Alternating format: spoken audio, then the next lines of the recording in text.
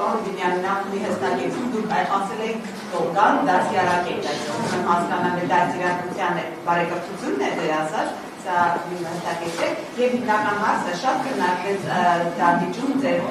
քննարկում, ձեր կենտրոնական քննարկման ժամանակ, տարբեր պաշտոնյաների աշխատանքի, ձեր հարազատների աշխատանքի հետ կապված ընդունել են, ձեր հովանավորությունը եղել է թե չէ, գիտեք նաև ձեր կինն է ազգային ժողովում աշխատելու, շարունակելի աշխատել ազգային ժողովում, թե կարող։ Շնորհակալություն։ Առաջին մասով կրկնում եմ, իմ նպատակը եղել է եւ շարունակում է մնալ հետեւյալը, որ ազգային ժողովի նիստերի դահլիճում առնվազն տիրի սուր, բայց բարեկիրթ մթնոլորտ։ Ես կարծում եմ, որ թու այս երկու օրերը վատ չի ընթանում եւ իմ գոհունակությունն եմ հայտնում այդ առումով։ Ես ինչպես իմ ելույթում եմ նշել, ես ընդդիմությանը առաջարկել եմ այս տրամաբանության, բայց նաև ասել եմ, եթե ընդդիմությունը ընտրի այլ տրամաբանություն, մենք առավել քան պատրաստ ենք նաև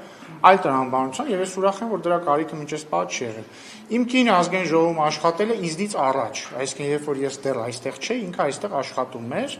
հիմա դեկրետի մեջ է իմ կինը եւ ամենայն հավանականությամբ դեկրետից հետո չի վերադառնա այլևս ազգային ժողով։